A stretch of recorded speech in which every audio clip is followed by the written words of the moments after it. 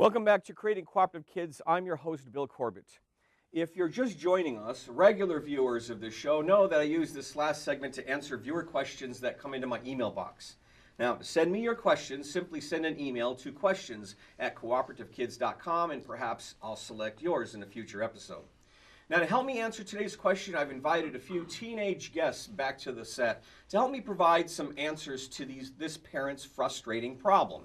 The parent writes, I believe that I set a pretty good example for my kids, keeping a clean bedroom and leaving for work on time, yet my teenagers' rooms are a mess and they barely get out the door for school on time. What more do I have to do to train them?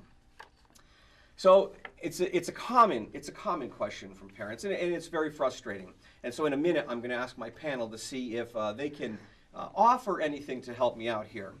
But I think a lot of parents will find that you can set the best example in the world, but sometimes they need to take their time in adapting, and sometimes they just don't get it. You know, whether they're 3 and they won't pick up their toys, or they're 13 and won't pick up their underwear, sometimes it just takes time for them to adapt. So I always encourage parents, stop fighting the messy room battle. You know, the room belongs to your child, not to you.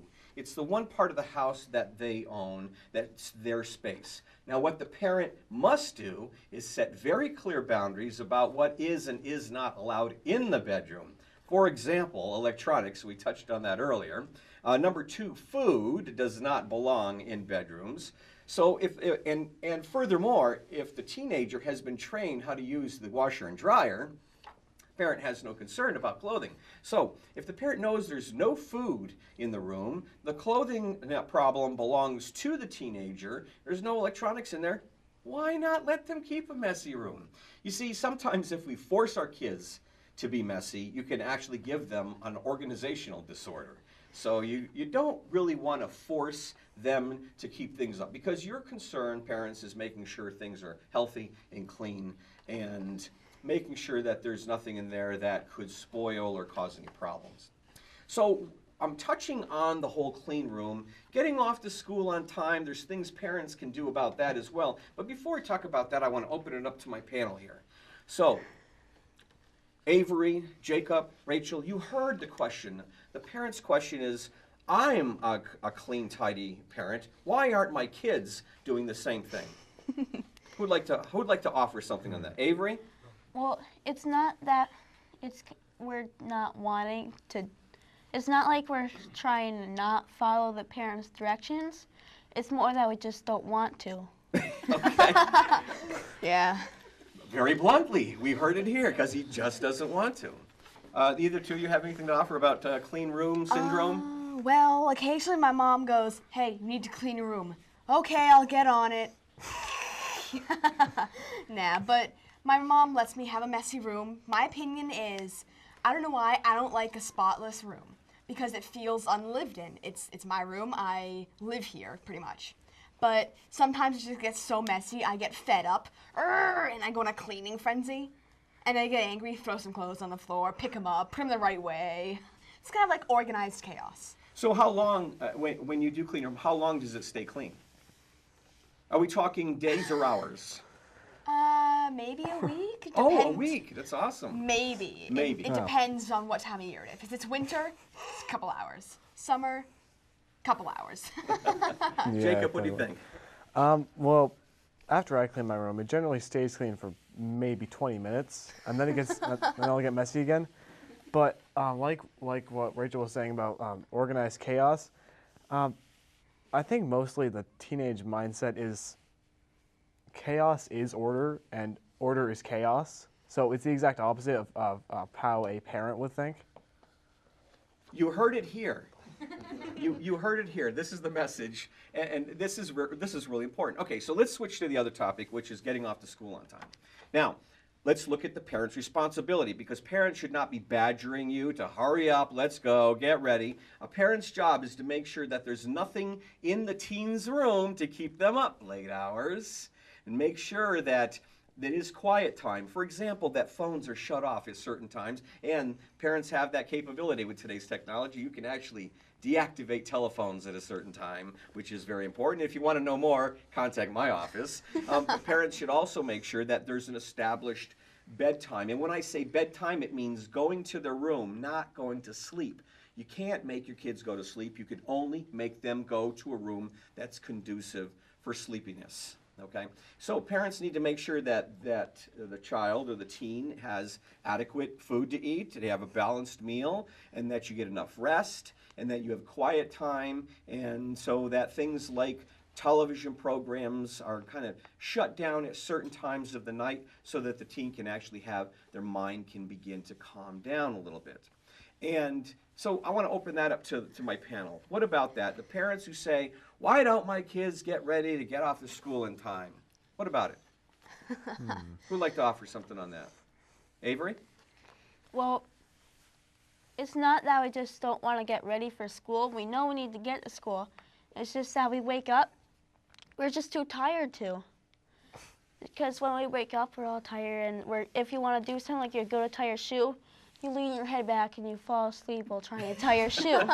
So by the time you finally get yourself awake, it's like 20 to 15 minutes before you need to go to school. But that, if you really think about it, in that 15 minutes, we usually do get ready to go to school. So the parents just want us to get that 50 minutes when we wake up instead we're about to leave, because we're capable of getting ready to school. How would you like a regular spot on this program? We'll bring you back more. We'll get some interesting insight. Rachel, you had something to say? Oh, gee. All right, I have a problem. I have a laptop, and I use it on Facebook. Well, my bedtime is supposed to be 9 o'clock, but I go in my room, use my laptop on Facebook. But then, you know, I stay up too late. I wake up really tired. That's my fault. I pay for the consequence. So then being a teenager, I can't tell. I don't have anything with my future. I don't think about what's gonna happen later. But so I go, oh gee, I'm so tired, I can't concentrate in school. I'm gonna go to bed earlier. And then of course I forget about it and do the same thing the next night. But I've been learning better. I've been going to bed at 10 o'clock, not 11. But just, if the kids stay up late, that's their fault. Let them learn from it. Don't go, get out of bed, because then they'll make them angry, rebel, and stay up later. Now, that's a very good point, because if you're tired and you have a miserable rest of the day, it's your problem. But here's, in all fairness to teens, and as I mentioned earlier, your circadian cycle flips, it changes, so that's why teens stay up later. They don't get sleepy at the same time as adults, and so it's normal for them to want to stay up later, but there comes the risk of having to get up early next morning. Jacob, anything to offer to this? I just have one thing to say. What I've noticed, and all my friends generally agree with this, on school mornings, after the alarm goes off, your bed somehow gets a lot more comfortable. So in closing here, anybody have anything offered to parents who are watching this program in support of your peers, your peer teens? Yes. Well, when you give us our alarm clock, it'll go off. Just make sure that we're not keep hitting snooze. But when we do get up, we should still press the snooze button, because if we fall back asleep, it'll just start ringing again. So if we use a screwdriver and pop off that snooze button, perhaps that may help you out. Maybe. Hey, listen, I want to thank you so much for coming out on the show and offering your take on some of these issues, because this is so important. We don't take an opportunity to listen to you more and we really should do that. So thanks for coming out. Thank you. You're welcome. Okay, parents of teens, you've got some new plays in your parenting playbook for building stronger relationships with your teenagers. Also, in today's show, we received some insight into how bullying and teen dating violence affects our youth, and we encourage them to stand tall and take action. Finally, we increased our parental wisdom on the dealing of living with teens who lack organization and time management skills. Some of us can't wait until they meet the real world, huh?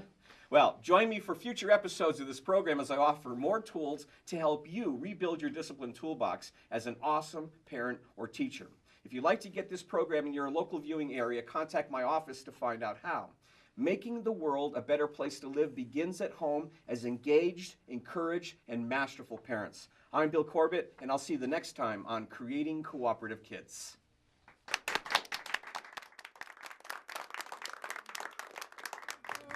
Sleep with the lights off tonight. Even though I'm scared of the dark, I can lick that thing under my bed with one hand. I know I can. In my heart, I'm gonna be big. I'm gonna reach real high.